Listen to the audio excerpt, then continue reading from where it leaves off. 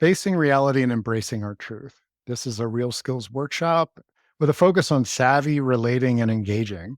And wow, I'm Rick from Thriving Now, and I'm here with Kathy Vartuli from Thriving Now and the Intimacy Dojo. And why in the world would anyone face reality? I think of my childhood and how much reality I did not face, and I am actually glad decades later that I didn't actually face reality. I didn't have a it in my face, so to speak. A lot was in my face, but some of the more scary realities of it were not until now and or later when I could um, do something with it. What's your attitude about that, Kathy? I think, Why do we avoid reality? well, one, we're often modeling the people around us. Our parents may not know how that they were taught not to, and just if you think about when we evolved, Rick often talks about this. If you're running from a bear and you've broken your thumb, you kind of disassociate. You block that off. You're not really feeling that part of your body because the priority is survival. You need to run very fast. You can't go, oh, my thumb hurts. You can't stop. So we learn to disassociate or block certain things. It's very healthy and very effective in the short run. And there are times that in the longer run, it's like if someone's in prison or in a war zone, blocking that off for longer periods. And some of us were brought up in war zones, and to a certain extent, we've learned to block it off for longer periods, and we needed to do that. The problem is it becomes a habit. The muscles are there to block things off. We're very strong at blocking things off and ignoring them. We're not so strong at turning into the thing and dealing with it. And it can cost us a lot of life energy to avoid things. It can cost our relationships a lot of energy too. There's people, I'm sure we all know people where there's a lot of landmines in their world, and we all have to walk carefully around. We're like kind of walking on eggshells and walking around the known landmines. It's hard to have an intimate, deep, connected relationship with those people or with ourselves when there's landmines everywhere. And I do believe this is a lot like peeling an onion. We face a little bit more truth, we get stronger. We can see a little more truth, a little more reality. We can get a little stronger. We heal things. And it's not, I imagine I'll be still, I used to think, oh, I'm going to tap really hard. I'm going to be done with healing. I'm going to be, we're all set. And now I think probably on my deathbed, I'll be tapping going, I don't know what's happening. I'm kind of scared, but this is going to be another adventure. I really hope that's where my mind is, like, or some kind of, I want another adventure. Let's go. Um, so if you're noticing hesitancy about this call or you're worried about this, we're going to be gentle. And courage is facing the things we're afraid of. So this call will require some courage, and we're going to do it in baby steps. We're not going to expect you to pull out all this. There are immersive classes where you can go for 12 hours and we're going to make you face all your fears at once. And I actually think that re-traumatizes a lot of people. It doesn't teach them the nuance, the subtlety that we're going to go into today.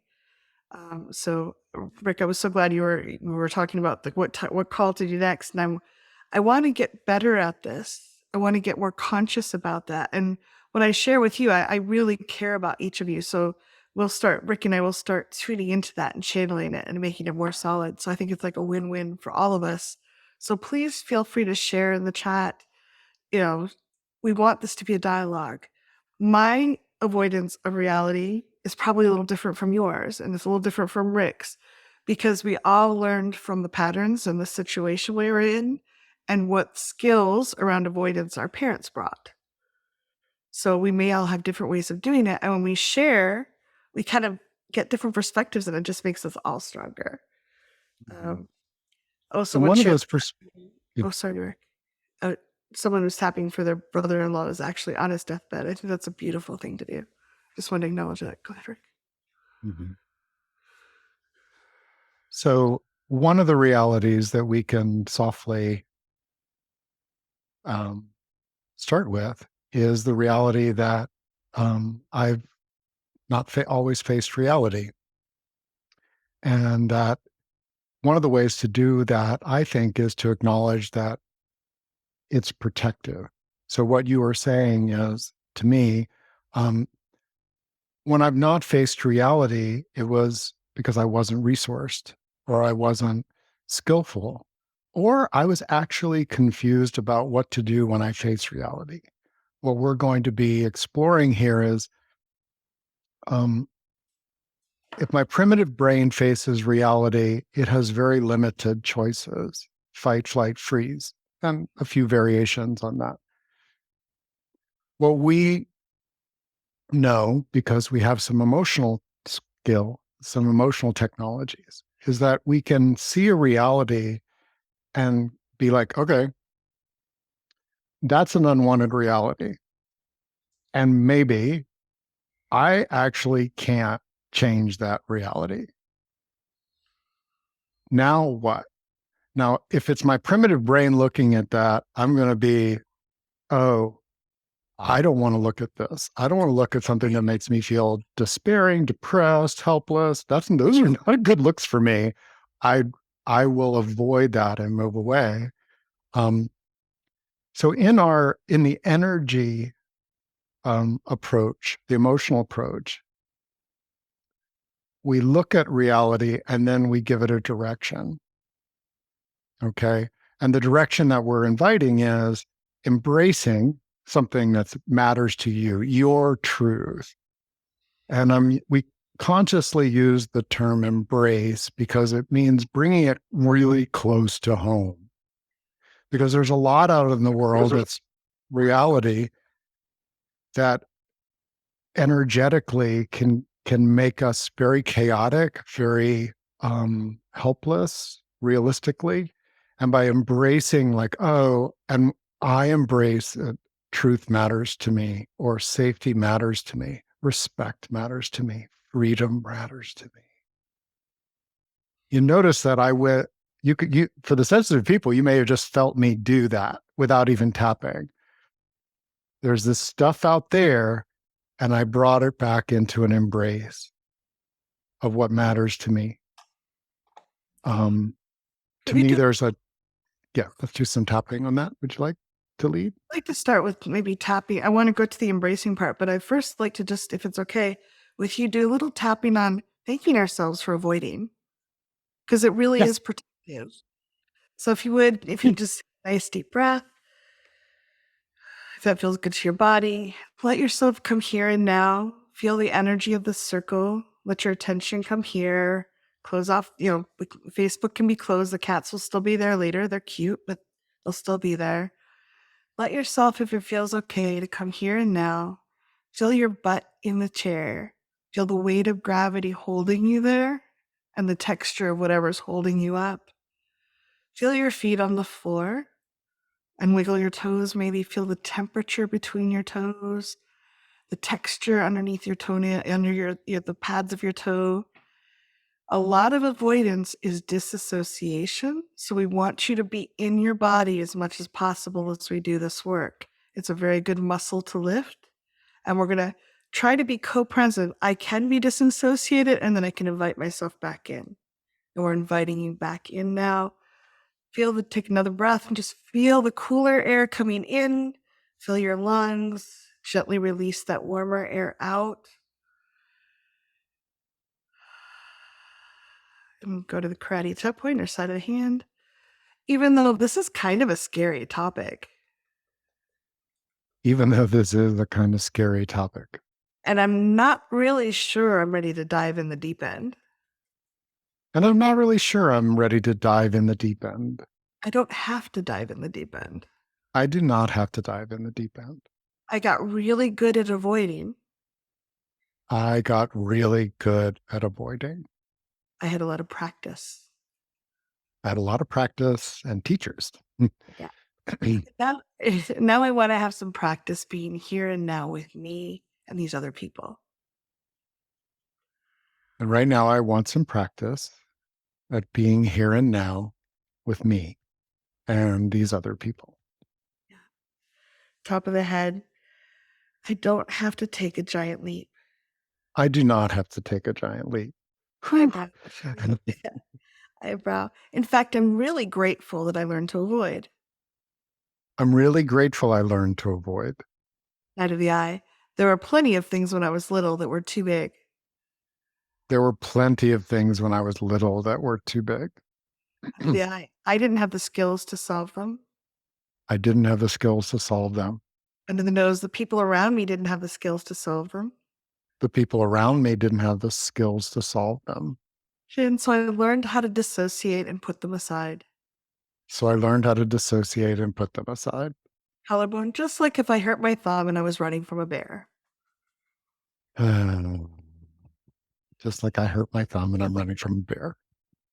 Under the arm, and there may be things in my future that need to be avoided for a few minutes. And there will be some things in my future that I need to avoid for a little while. But I'm not throwing the skill away. I am not throwing the skill away. And I'm very grateful to have strong muscles here. I'm grateful I have strong muscles here. And I invite you just to take a deep breath and see if you can be with the truth of that for a moment. That having that skill, that's a solid skill in your toolbox. You probably don't need to practice it a lot. It's right there. What we're going to try to do today is help you decide when to step out and how far to step out of it, and how to notice when you're dissociated. The problem with dissociation is a lot of us don't even realize we're there. And when we get a little bit later in the call, we're going to help you tune into some of those sensations and make them more conscious so you can start noticing when you might be a little more dissociated. Rick, would you like to do a little tapping on the embracing? I think that was beautiful, and I'd love to have some of that in the. So there may be a reality that's so big that you just have to use that one if you're not tuned into something like that. I invite you to find something that's like, oh, okay, yeah, that's a reality. And I'm going to tap on it being an unwanted reality. There are realities that we want to face that are really wanted. Like, I'm actually a surprisingly kind person, even though people don't get it. Um, those are a different kind of reality, but the ones that we often dissociate from are really unwanted, unacceptable to what matters to us. And this is how I do it. Um, and sometimes I need to pause for a moment because it can feel hard, right? Even though this is an unwanted reality, Even though this is an unwanted reality, it violates what matters to me. it violates what matters to me. I acknowledge that now, I acknowledge that now, even though it is an unwanted reality. even though it is an unwanted reality. I so wish it was different. I so wish it was different. Well, part of me needs it to be different. Part of me needs it to be different.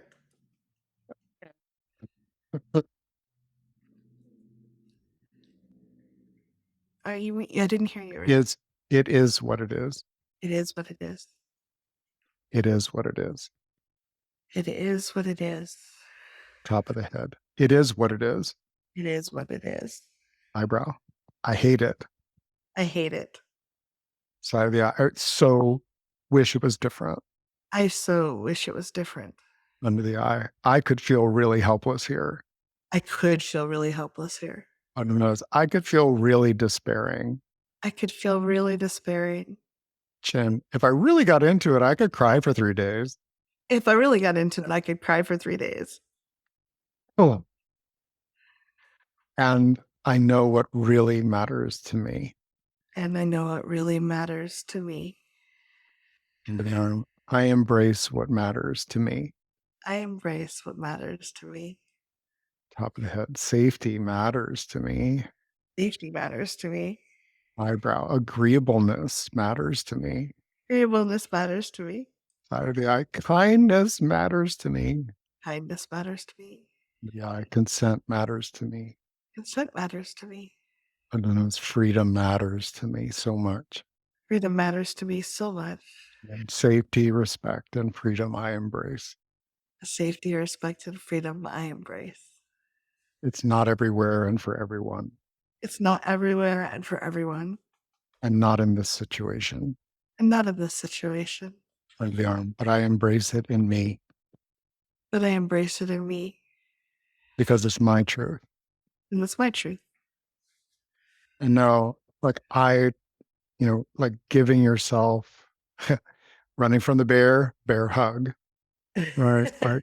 I'm the bear. All right. I'm really clear. Um, I included a lot of things that matter to me. If you have your list, and we did a whole series on Be What Matters, that is available free on thrivingnow.com. Be What Matters. It's a course. But in certain circumstances, one of those things may really stand out. Like, safety really matters to me. And see if you can draw your energy into your space. Okay. This is like there's an unwanted reality.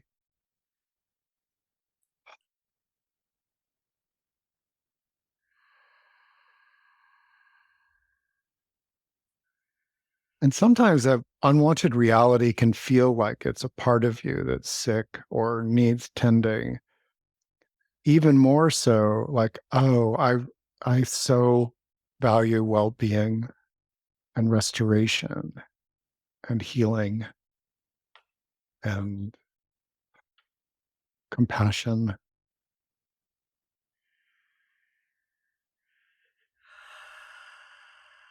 And give yourself time until you feel the hug is complete. I have hugged myself for 20 minutes, right? I have. Sometimes I'll hold different parts of me. Like it could be my throat, like there's, or my belly, my between my legs, just to ground my heart, back of my head where my primitive brain is, um, hearting primitive brain. And just the physicalness of that comfort is good for the human body, mind, and energy and spirit. I think it's If really, you're clear about what you're energetically wanting to embrace and activate within you as your truth, like someone said, respect really matters to me. Um, and how other people see us is so inaccurate.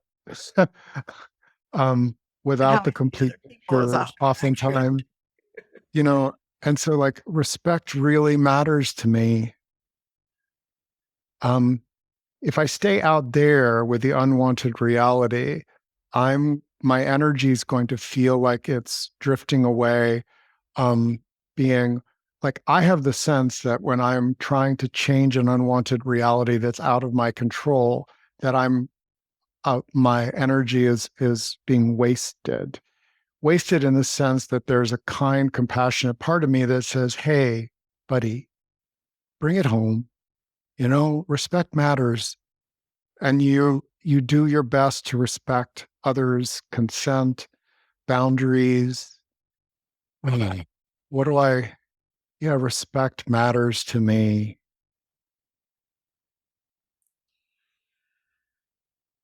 That changes the energetic dynamic, doesn't it? It changes it from I need other people's respect to respect matters to me and I embrace it fully as something that matters to me.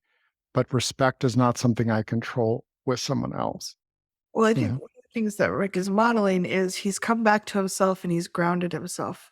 So he's like, when something first happens, I feel disrespected or someone else feels disrespected by me, or we get some news, we're often activated our survival brain is activated.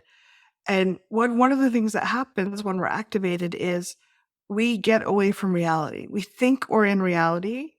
My friend calls and says, I can't make it.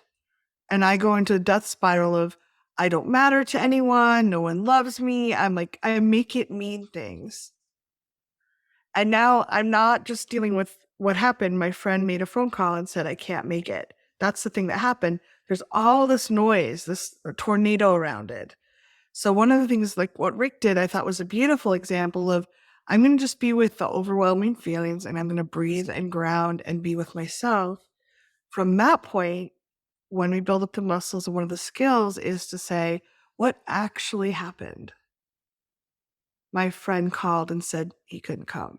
Did he say he didn't love me? Did he say I was a worthless human being? No, he didn't. My brain said that. And I learned that when I was little. So it tags along. It's almost like wagons getting hooked to the actual event. And when we can do what Rick did was a beautiful example. We did a little tapping, we did some breathing, we did some presencing. Now we're a little less reactive. Now we can start unhooking the wagon train that's behind the thing that happened. We have a much better possibility of healing something and being able to face this reality versus this is not actually reality. And a lot of people think they have to look at the not being loved. I agree. I think we should look at it and heal it, but it's not. If we're trying to solve all of that with each time we feel hurt, it makes it hard for some of our friends. They're like, I'm afraid to tell you no because you're going to have like the wagon train come along. And we can even call our friend and say, hey, listen, I understand you can't make it. Could you just reassure me that I'm important to you? My brain's making up stories. And the person that shared in the chat was like, the respect is really important. I've lost the respect of others and I feel overwhelmed because it seems unrepairable. Seems unrepairable is a part of the wagon train because most things are repairable over time. And even if, I generally see that if we can get grounded and calm and deal with what actually happened, there's usually some way to do something that leaves us feeling complete, resolved. And there are times something really bad happens and we just have to deal with that. But I really think when we can unhook the wagon train, that we're cooking to the thing that actually happened, we have a much better chance of dealing with it compassionately for ourselves and for others. Mhm. I'm tenderly aware that, I have some relationships from my past that really aren't repairable, Mhm. including one that was for decades. And I say that, what does it mean to be unrepairable? Well, I don't mean I can't repair the feelings within me. I believe that we can move and learn how to repair, self repair.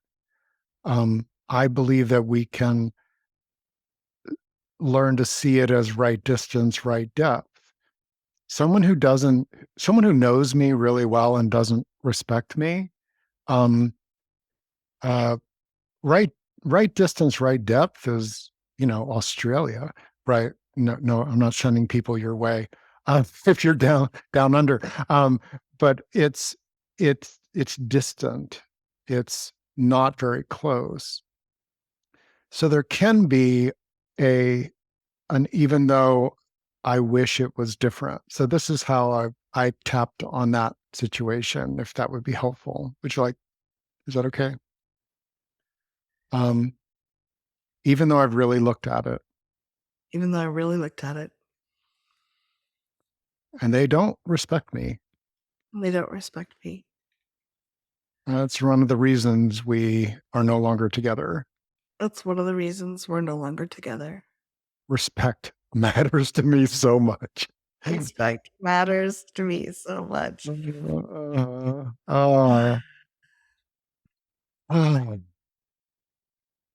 I'm I'm learning still how to repair relationships I'm learning still how to repair relationships and be easy to repair with and to be easy to repair with and savvy to repair with. and to be savvy to repair with. Ah, and I like that about myself. And I like that about myself. Top of the head. And it is an unwanted reality. It is an unwanted reality. Eyebrow. I really wanted their respect. I really wanted their respect. Let it die. It was so hard when they withdrew their respect It was so hard when they withdrew their respect. under the eye because I respect myself. Because some days I respect myself Yeah. And respect is something that matters to me, and respect is something that matters to me. Jen. And I'm learning how to repair. And I am learning how to repair, even if I never repair with them. even if I never repair with them. Hold on. I have repaired with people since. I have repaired with people since. I'm actually getting pretty good at it. I'm actually getting pretty good at it. I know how to do it. I know how to do it. I So, like, think there are books, for example, about restorative processes and repair. And we look at, um, so this is part of embracing our truth. Just to be clear, there is an unwanted reality. I am, there's doesn't feel like there's any openness to changing that. If I try to keep facing that reality, it there's a heart pang I get. Um, that is not a call. I know my body. My body is not calling me to try to bang against a bull. Okay. Someone who is really set in their attitudes toward me. Okay. Now, what the heart pang is, hey, what matters to you? Safety, respect, and freedom matter to me. Repair matters to me. With people that are dear to me, it continues to remind me how valuable repair is, to get good at it, to get natural at it, to make it meaningful and deep. Ah, yeah. And if you're at a place where you're like, I don't have that repair skill, maybe we'll do a workshop on it. And there's some really great books about repair. Susan Campbell has a whole bunch of ones that give you language and your own self attitudes. accessible. It rec Pardon me? Susan's books are very accessible as well. Yeah. And Um, and that's an example for me. yeah, and I think that one of the things, just to segue off of what you're saying, Rick, is we're talking about the wagon train that we have. Other people have their own wagon trains, and we don't know what's on there. So repair works really well when both people are willing to unhook the wagon train or the wagon train isn't long and full of dynamite. We don't know where other people's traumas are. So if they're not repairing with us, if they're saying, nope, you're done, I'm not going to respect you, you've lost my respect, we don't know, are we interacting with a 3-year-old self or that was really hurt? And it's hard not to take that personally.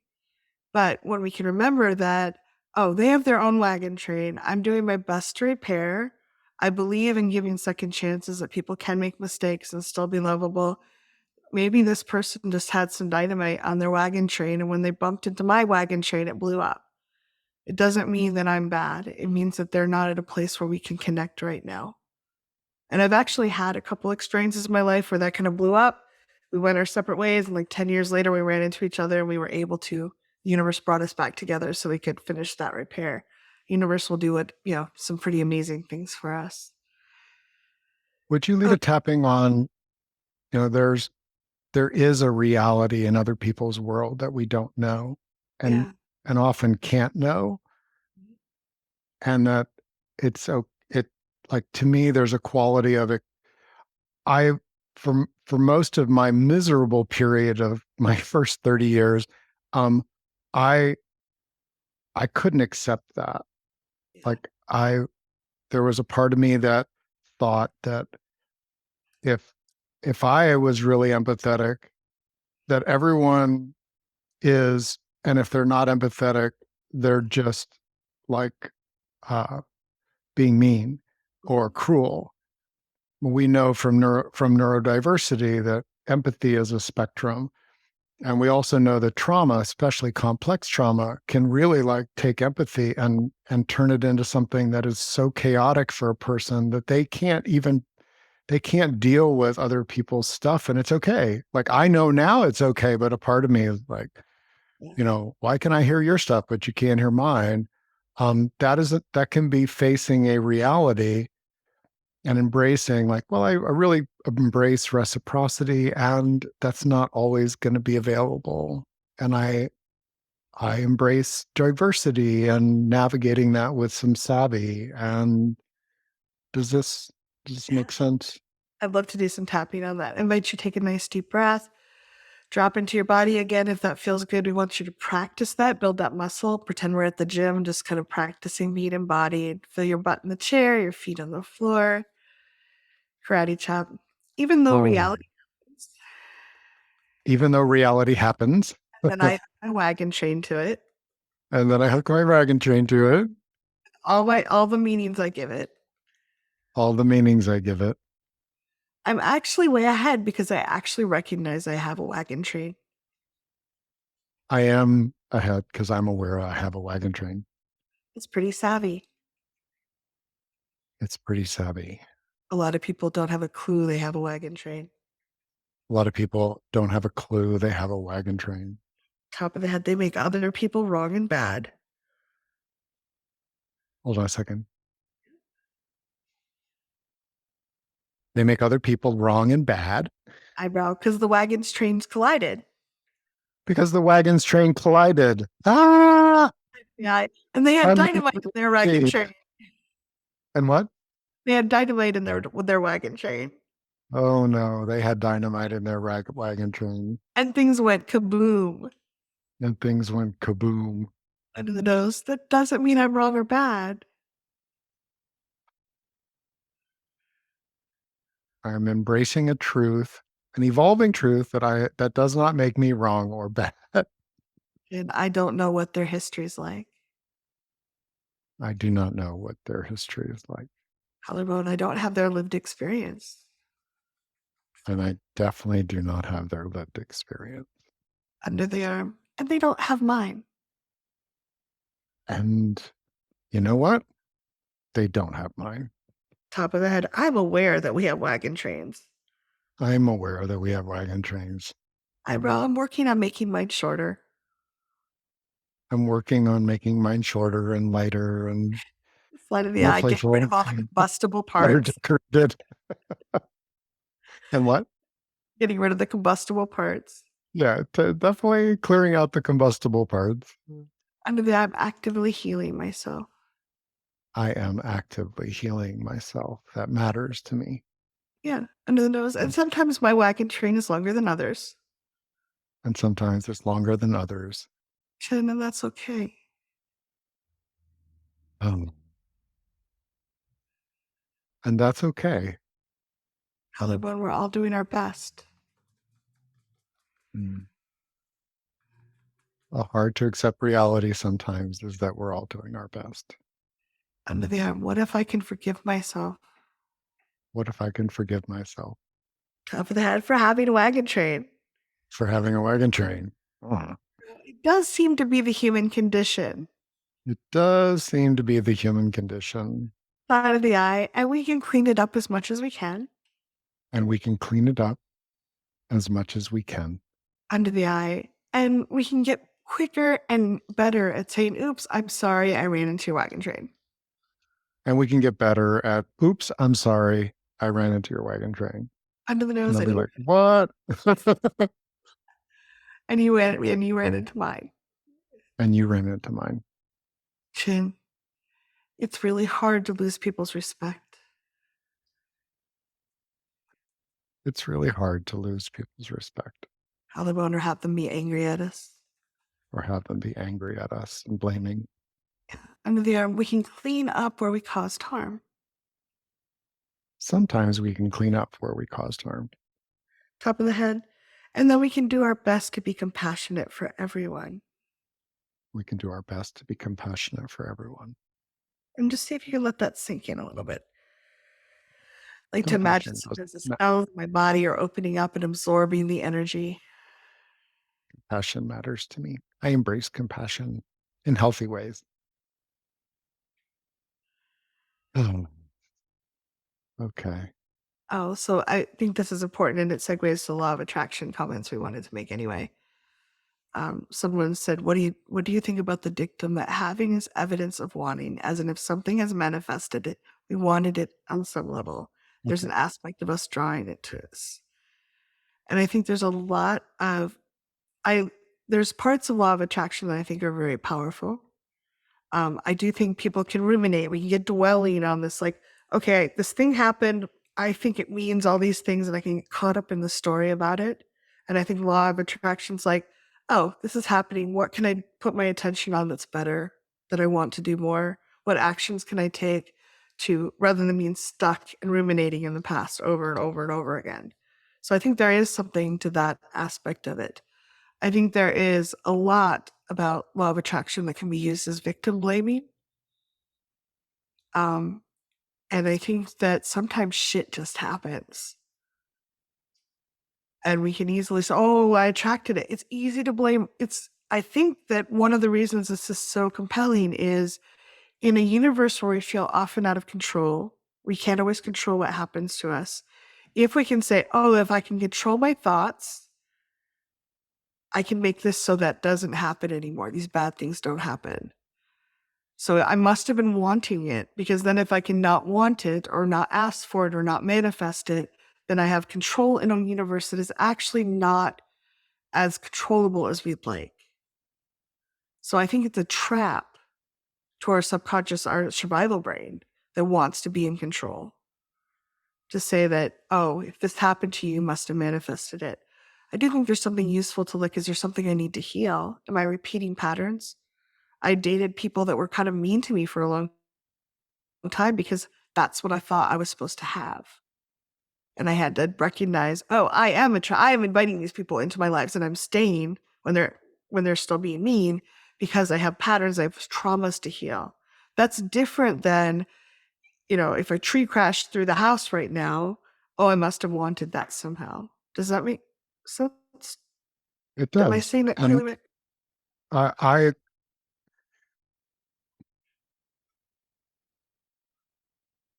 emotional freedom for me says that there's a reality that's going to show up. And I want the freedom to perceive it in a way that empowers me. Um, for people that always blame themselves and have always blamed themselves and have always feel like they're not enough and they're at fault and they're a dreadful sinner, um, the attitude of when things show up for them that it's wanting, that law of attraction thing. Um,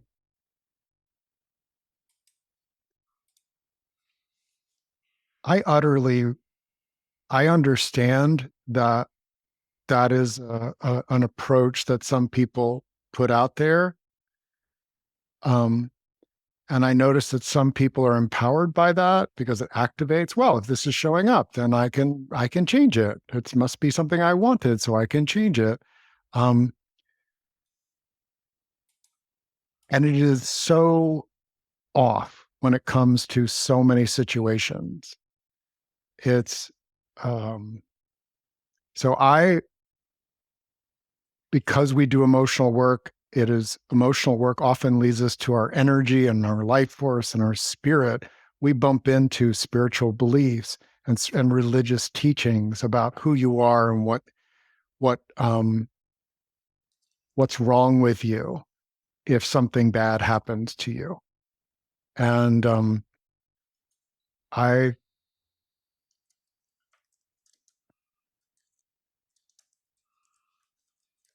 there are millions of examples throughout all of history of innocent people being the victims of things that have not one fucking thing to do with what they wanted. And explanations of karma and etc. Um, I watched a series called Human Playground, and I respect cultures and the way that they try to explain reality. And it often the line between superstitions and science and reality. This is art and artistry and a lot of things. I'm not trying. I could not begin to explain it, but I see the suffering that comes when we take something in that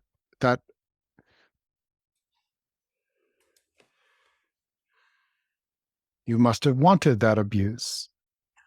I was susceptible to abuse. It was not something that I wanted. And I think that's what you were saying, Kathy. Sometimes our trauma can lead us susceptible, meaning we don't have the skill of setting boundaries. We may not even think that we can set a boundary. Oh, yeah. Is that Actively a want thing? in here. So we're like feel comfortable with it somehow. Yeah. Top of the head. It's so confusing. It's so confusing. Eyebrow. Feeling empowered matters to me. Feeling empowered matters to me. Side of the eye. I'd love it to be certain. I love it to be certain. In the eye. I wish there was a explanation for all the shit that's happened to me I wish there was an explanation for all the shit that happens to me. under the nose. And reality can bite, And reality can bite, like a crocodile can bite. like a crocodile can bite. And I want to focus on what I can shift. I want to focus on what I can shift. I have been susceptible to certain things, I have been susceptible to certain things. and I want to feel empowered now. And I want to feel empowered now. Where do I want to put my energy? Where do I want to put my energy?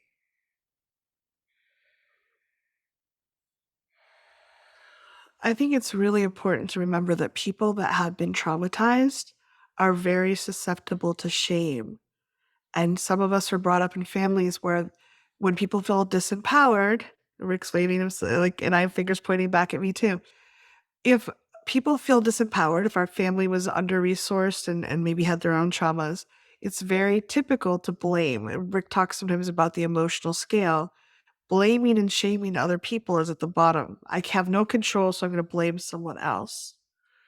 And many of us were brought up with that pattern and we're very susceptible. So, law of attraction for people that use it as a shaming technique, we're like, oh, it must be true because we've felt it many times. I think it's important to look for patterns. If I'm walking down the sidewalk and a bird poops on my head that's flying way up, I couldn't even see him. He pooped on my head. That's just shit happens. If I get pooped on a bunch of times, maybe I want to look up and say, oh my goodness, I'm hanging out under a tree with a lot of birds in it. Maybe I should move or get an umbrella. Like, so I think, if we see a pattern, there might be some trauma or, something we want to heal or shift. But for most of it, like, just stuff sometimes happens. And I think if we can, it's hard. Our survival brain doesn't like that idea because it's not in control. It can't work harder to be more in control of that. And so if we can, just like, hey, the universe loves me. I have a lot of resources. I'm actually handling the things. Shit does happen sometimes. And most of the time I'm getting off the other side, maybe not gracefully, but I'm getting there. And I actually get more resilient when as I go. So, and then just noticing if there's patterns. Am I standing under the tree full of birds and getting pooped on many times?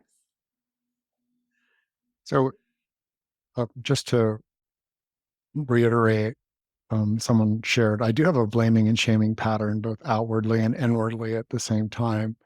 How do we shift that? So that's a reality. Look, oh, okay, I have this pattern. Um, what matters to me? Well, like for me, shifting out of the blame, self-blaming and shaming and, that kind of external, um, like, oh, well, it in some weird way, it feels better than just despair and depression and disempowerment. Like, well, oh, someone's to blame. He's Or right here. out Or there. they're to blame, or they're to blame, or they're like, it feels better, meaning that if you look at it only from a life force standpoint, um, despair and disempowerment and depression are where we get closest to losing grip on our life force, dying, literally. Um, blame moves our energy. And there is some empowerment. If I'm to blame, then I can change it. I can change myself or something like that. It, as a child, if I had understood um, this dynamic, I don't know how I would have navigated. By being ashamed, it gave me a tool like, oh yeah, it's my fault. I'll get better. I'll be a good boy. Don't worry. I will be a good boy. I will work harder. I will get better at this. Um, that's what activated in me, but it wasn't a reality. And that's why I think trauma often comes up later in such a powerful way. It's like, listen, that trying to be a good boy, that's the child's way. What is the adult way? Well, I could blame myself, or I could be aware of reality. You know, maybe I did wrong. I violated my own integrity. Even though I violated my own integrity and my integrity matters to me, I'm I want to see if I can repair this, make amends, do what's right. Do you see if you actually look at the reality that um, the blame and shame kind of keeps us away from, right? Blame and shame moves us away from what you would describe on paper as, well, the reality is um, this.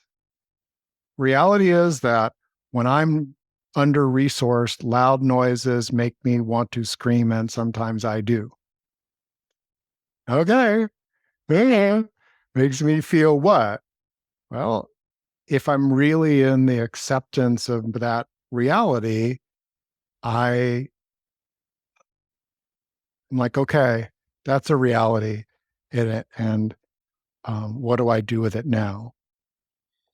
So that's the embracing what matters. Well, what matters to me is kindness. And when I'm screaming about loud noises, I'm not feeling kind. So how could I be more kind with myself? I could move away before I even say anything. I could put my earplugs in. I could communicate with some hand gestures, you know? Um, I Notice could horse and go take a I nap. could ask, could could we please tone it down? I could like all those things, if I face the reality that I'm this way without blaming and shaming me, well, now I've got options. Well, I think And it's this is the emotional freedom part of it, just to complete the picture. If I'm blaming and shaming, I'm not actually looking at reality. If I'm looking at reality and it's more objective, like what is actually happening or what actually happened. And a lot of techniques, nonviolent communications, Susan Campbell's work, um, like what actually happens. I didn't sleep last night, and now there's loud noise, and there's this sensation that happens in my body that is so unbearable that I feel like screaming or sometimes do. If I'm facing that rather than just being, "I'm so sorry, I screamed and I never would have screamed," like that's not going to get. I can assure you, if you're also not getting anywhere with that, um, this different approach um, we hit. is They just spin and spin. yeah, no, like what actually happened? What is that? What reality is it? Oh, I'm noise sensitive, particularly when I'm under resourced. And then what matters? And what are the options that come out of that? Kindness is one of them. Safety, right? Like And to bring it back that to gives me other option. Go ahead. savvy relating, it you could be like, hey, telling your partner or people around you, I'm under resourced and I'm noticing that I'm very sensitive to sound rate. Like giving them the heads up, or like I'm under resources. I'm really cranky today. If I snap it, like just giving them a heads up. They're like, oh, it's not about me. I didn't. They can unhook some of the carts from the wagon train because they're like, oh, that it's not about me. It's that other person. So I love being kind of aware that way. I also love using when I start blaming, shaming myself or others, I'm getting better. Now it only takes me a week or two sometimes, um, or sometimes it's a Love few you. minutes. Uh, Indicator light that I feel powerless. And we are smart people. I'm a smart person. Okay, once I'm conscious that I feel powerless about something, I can do research, I can ask a friend, I can start figuring out a pathway. But it's an indicator light that I don't feel powerful, that I feel trapped, that I'm like either biting at other people or biting at myself. Oh, okay, powerlessness. What am I feeling powerless about? What skill am I lacking? What resource do I need to know? Who do I need to call to get some support here?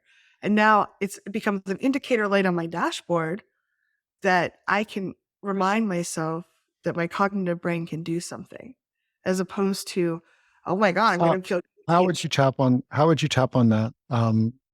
Like, oh, I'm blaming and shaming. That means I'm powerless. And how do you move the energy?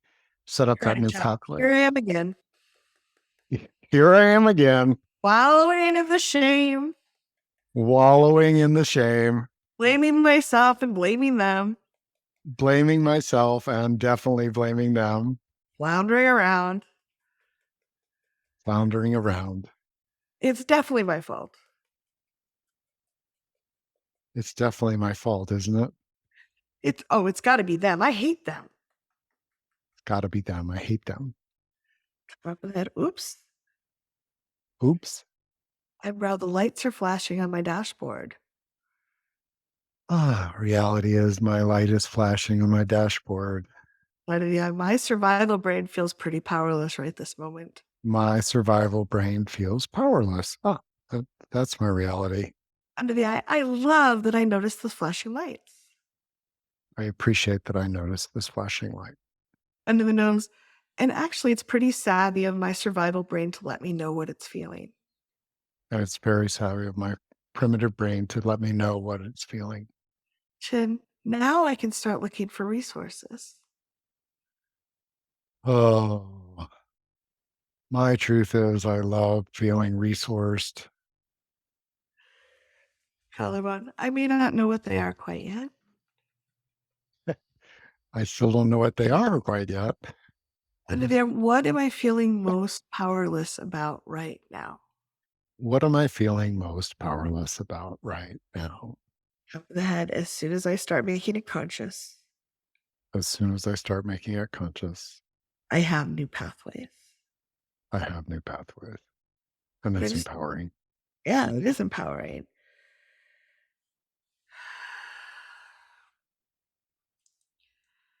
And it's, again, this is a practice. Like, I've gotten better most of the time. And if I'm under resourced or really overwhelmed, it takes me more time to get it. But usually, if I start, like, when I gossip, like, I vent sometimes. Like, Rick, can I just vent for 10 minutes, 5 minutes about someone? But if it's coming up repeatedly, there's something about what am I bitching about, quote unquote. That's usually an indicator of where I'm feeling stuck or something close to it. Oh, I don't feel heard by this person. They keep doing something that's annoying me, or they're crossing a boundary and they're not letting me keep the boundary. What is it that's annoying me about them? Because when we get very specific, it's much easier to do the research and to figure out what resources we need. And it's it is. fine when we feel. Go ahead. I was just looking at. I think you were too. Go ahead. I, it's a great strategy for me if I'm feeling shame to isolate, as long as what I'm doing is I'm going deeper. Like, what's the reality and what matters to me? And I start moving the energy. Isolation um, is is part of the giving space to embrace my truth, to even figure out what it is right here. It isn't always, it can be very primitive brain. Oh, and we're going to be touching on avoidance and the different flavors of that when we come back. We're going to take our 7-minute break. Um, I appreciate the comment. Someone said, thanks, this is so powerful. I really needed it. I need this all the time. As somebody who's emotionally sensitive, there's so much that I become aware of that are realities. What do I do with that energy? And sometimes like isolation doesn't, I could be sitting alone in a cabin and be aware of things. They would come to me in dreams and visions and meditation. This skill is one that is right now, with everything that's happening, I'm wanting to bring it deeper, to be with my family, be with my friends, be with my clients, be with the world, be with people that I feel connection to, even though I'll never know their names. Um, Isolationism, to me, is different than going to, oh, I'm isolated. I need to isolate, and now I'm in solitude. Whew, solitude. I embrace the truth that solitude is a good place for me.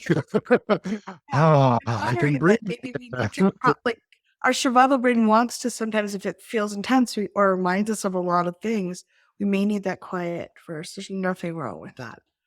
Yeah. So we're going to take a quick 7-minute break. We're going to pause the recording. If you're joining us on the replay or you're fresh to our group at thrivingnow.com, we invite you to take a moment for integration. We are going to be back in 7 minutes. Welcome back. So we talked about reality being, not facing reality being protective, and how looking at reality gives us something that can be empowering. It can open up options within us. And that's the intention with emotional freedom work is there's this, I bring some acceptance or acknowledgement. That's another word of, it's an unwanted reality, something I don't feel I can change, something I've tried to change and hasn't budged. Um, and now what matters to me that I want to embrace is, my desire to be what? Um, I avoided the fact that I'd become a chronic complainer, like even around things that, I'd complain about what I didn't do, what I wanted to do that I didn't do, what I didn't do as well. Someone could give me a compliment and I would say, yeah, but I really wanted to cover this, like that. And I got a call to face reality from a friend of mine. He just said to me, have you ever tried not complaining? I'm sitting in the water behind the boat. It's a boat that's mine on a lake that I get to be on. It's not even crowded. And I'm complaining. And what I really appreciate was this one of my first recognitions that by facing reality, I was just quiet. I wasn't even angry. There was something in the way he said it, which said, please face the reality. Have you tried not complaining? And it gave me a direction. It's like, oh, I'm Mr. Complainer Head. I've really become Mr. Complainer Head. You've heard of Mr. Potato Head? I was Mr. Complainer Head. And I had avoided that reality and everything that was kind of underneath of it. And by looking at that, like I started to try not complaining. I also realized that I needed to be heard about the thing, what actually was bugging me. And so I started journaling some of that down. And that opened up a door. I didn't need other people to hear my complaints about other stuff that were really distractions, avoiding what was really true. That I was doing work that paid well as a self-employed person, but it was actually killing me. And that's a big deal to avoid.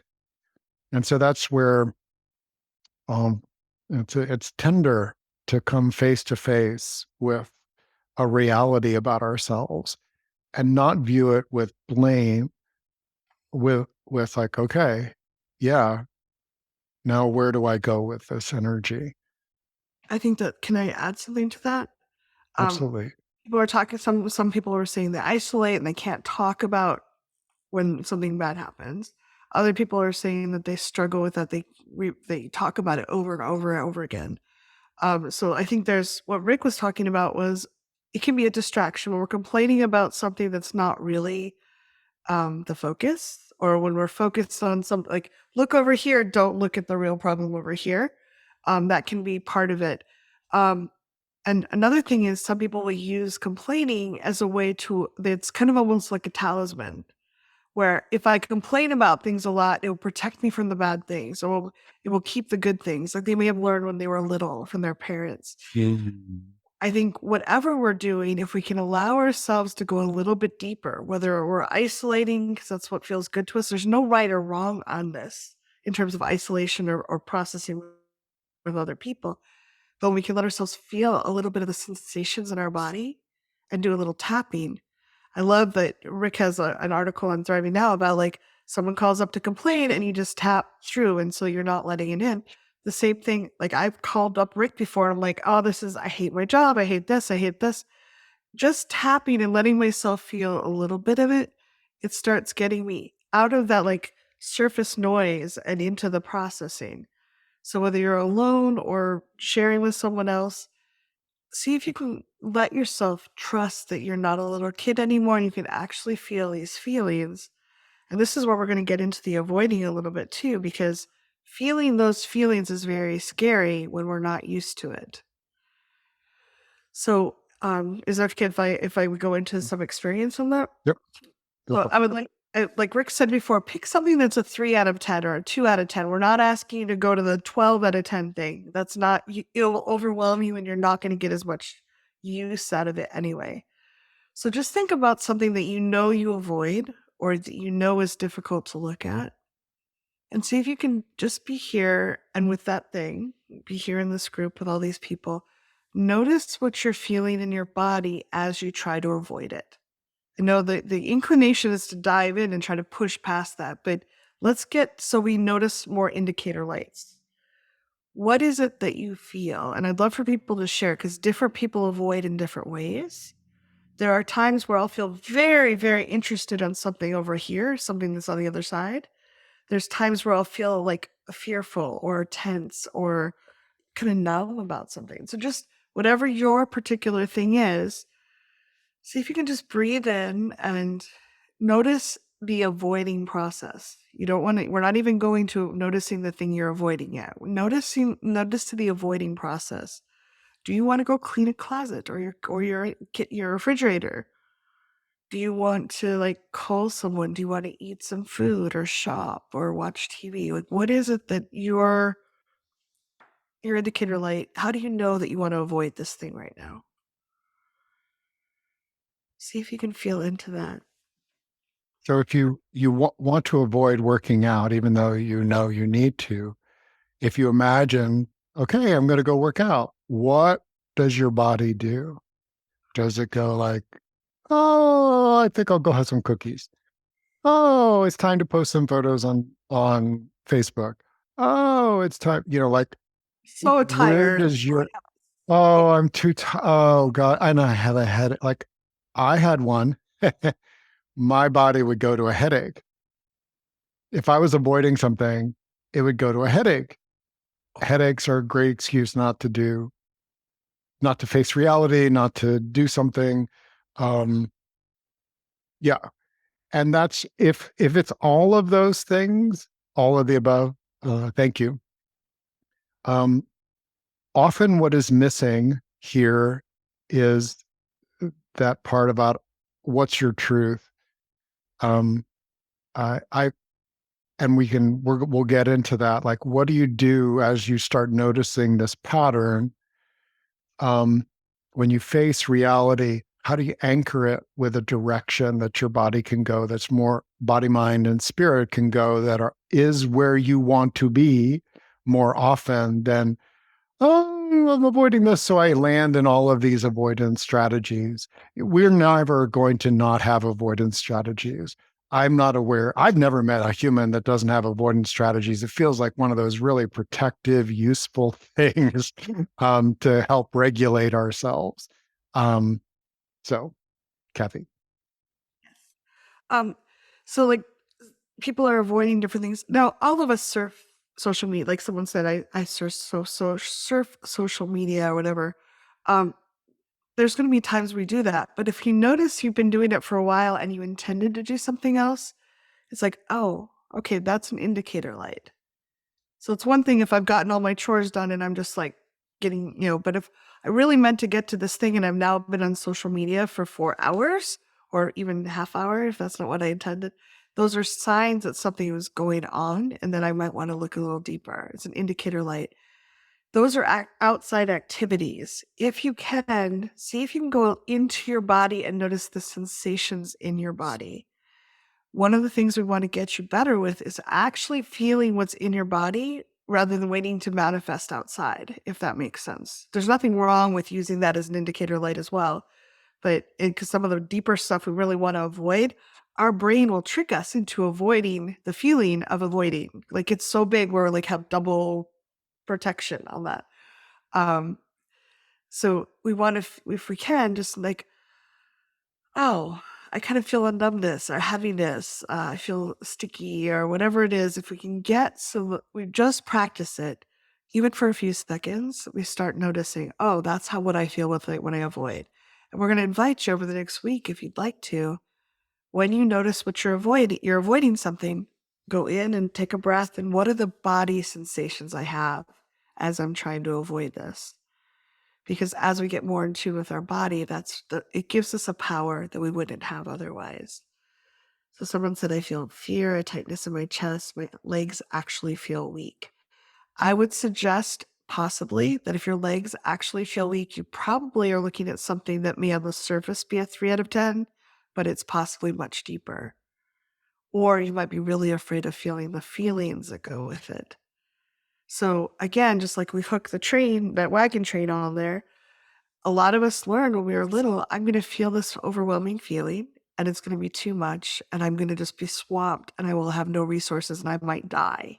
So we're hooking the wagon train onto all those things versus I'm going to feel this feeling for 5 seconds and I'm going to breathe and then I'm going to let it go and I can avoid it for a little bit.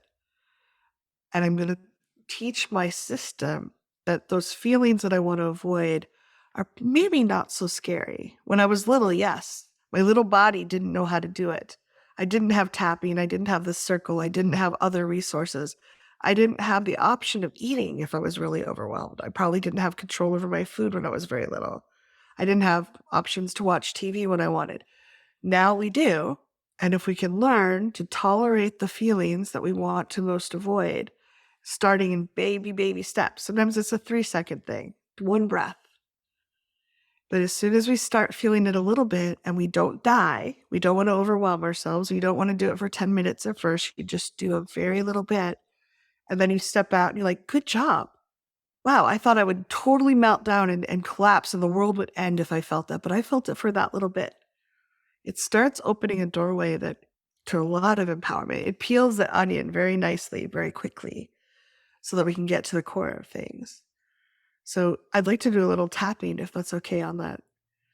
So I invite you to take a nice gentle breath and let yourself be compassionate with yourself. This is challenging work. This is courageous work. This is the work that most people avoid their entire lives. What you're doing by walking here with us isn't magic. It can give you back your life. Karate chop, even though I'm really scared to feel that feeling. Even though I'm really scared to feel that feeling, I'm pretty certain I'll die if I feel it. I'm pretty certain I'll die if I feel it. And the world might end in a fiery crash. And the world might end in a fiery crash. It's actually just sensations. It's actually just sensations. And only for a few seconds. And only for a few seconds. Even though I'm certain I'll die if I feel this feeling.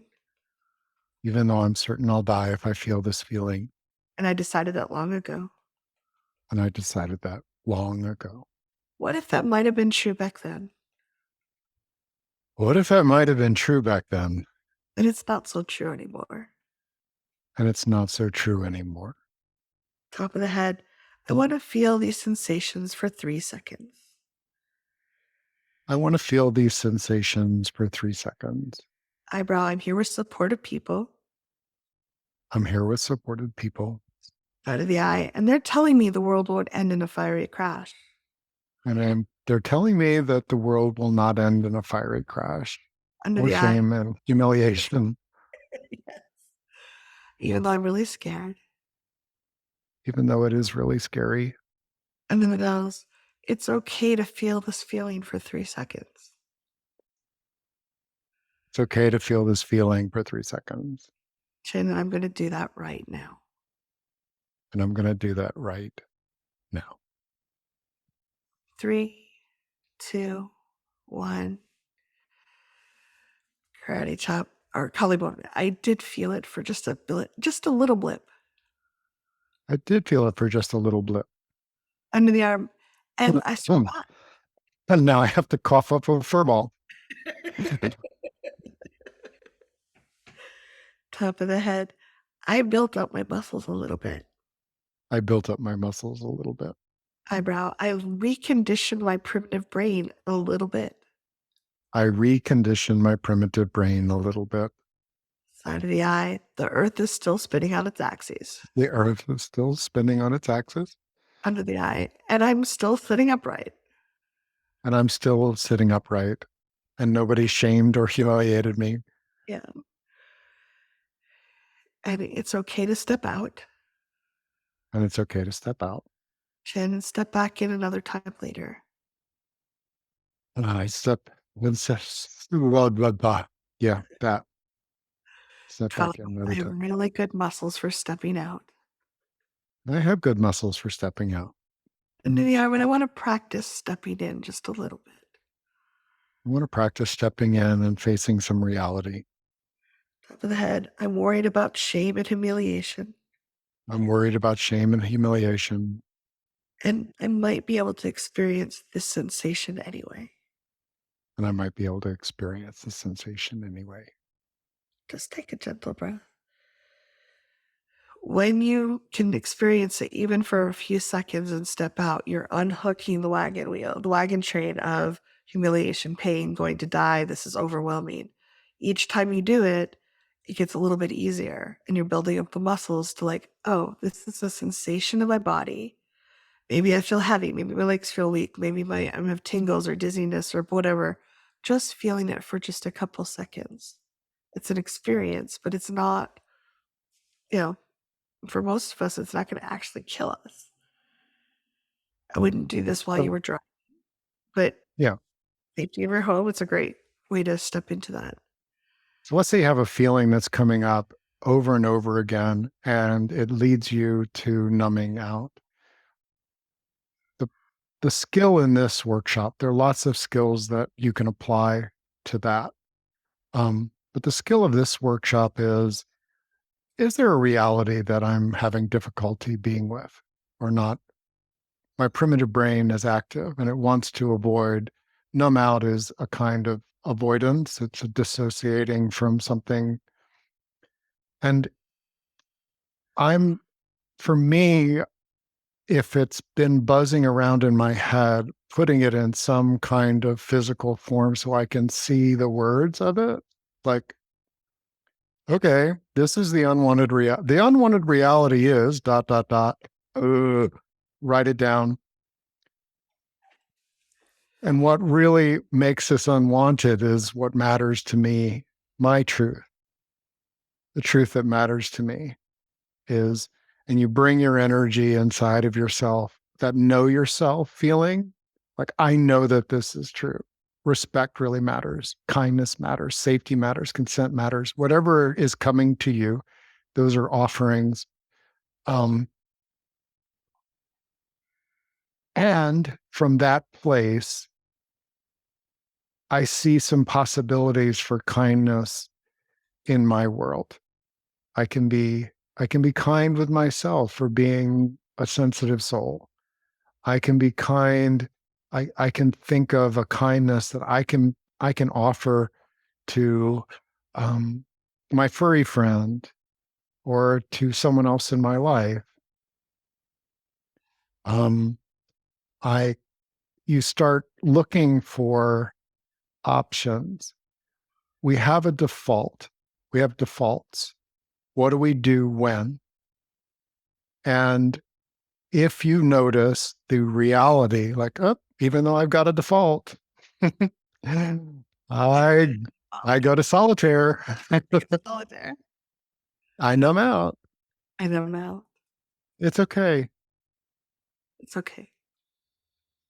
I accept that that's a reality for me. I accept that's a reality for me. Oh. And my truth is, I like more options than that. What truth is I'd like more options than that? Yeah, that's I nice. wonder what those might be. Oh. They might be. So for people that are freedom oriented, um, if if something is happening where an energy comes up and I go to do the same thing repeatedly, maybe I have a couple of different things. that are just defaults. They're avoidance.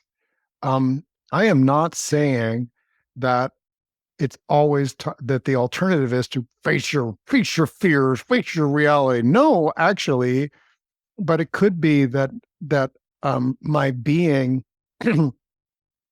would like the option of picking up my iPad and a pen, my pencil, and drawing some of my feelings. We have an art with friends group, and one of the things that feels so true is that a lot of times people will will draw some of their emotions, and I've been doing that with AI. I'm or just scribbles. Like, you'd be amazed when I have that available to me. It feels more like I'm keeping what matters to me alive. My life force isn't being numbed out. It is being finding a channel which matters to me. Now, if you love social media, if you get I get a lot from social media. Um, and there's this point where I know I'm turning to it to avoid something. I am not facing it feels different than, oh, I wonder I think Rebecca went horseback riding. I feel, oh, look, she's in Crested Butte. Like, I can feel something that's going on and be excited to go there and experience it, or it can be an avoidance. The problem with it being both, the reality is, if I go to it as an avoidance, it actually depletes me from enjoying it when it's right for me, if that makes any sense. So what matters to me is to be social at times when social is good for me, when I'm resourced enough and when I'm ready to be exposed to some things that maybe are like, uh-oh. Um, so this is the skill part of it is, hey, if we have a pattern, what's a reality that triggers it? If I can face that reality, feel the feelings, and then come back quickly, 3 seconds, 30 seconds, whatever it takes, to like, okay, what is my truth? My truth is that that person matters to me more than what I'm getting from them. Okay. So what are some options here? Oh, I can tell them I don't like you anymore, even if it's not true. That's like my primitive brain. um, I can I can honor how I feel and express that to me or to Kathy. Um, I've talked to her about people that are no longer in my life and like what matters to me. And in that expression from someone who is dear and close to me, and I have her respect and she has mine, and we know each other deeply. Um, I can share something that I could never imagine would be well received. The unwanted reality is that them that I was talking about is not going to receive that kind of heartfelt acknowledgement. There's no space for it anymore. But there is with Kathy, and that's another option here, is that I believe we often avoid realities that we are not meant to carry alone. And as we cultivate the skill within us of being with a reality of our own, it gives us a lot more capacity to be with the reality that is true for someone else. Oh, your furry friend is dying or has died. Your loved one is sick. Your child is moving away. You have friends and family in dangerous places around the world. My tender heart is like, I wish that wasn't your reality, but I'm cultivating a pathway, and we are, as a community in the circle, cultivating pathways where we can stay present rather than avoidant, right? We don't have to tell people what to do in order to make it, to push it away. We can be with, hey, I feel you. And I know that what matters to you is safety, respect, and freedom. And there's none of that in this situation. And um, I, I'm blessed to know you and love you and know that that matters to you. Notice how I'm embracing what someone else matters to them. when we get deep enough with people that we know what matters to them, we can help them with this process too. I know what matters to you and it's not present here. That's really hard. That was So, beautiful. any closing thoughts, Kathy?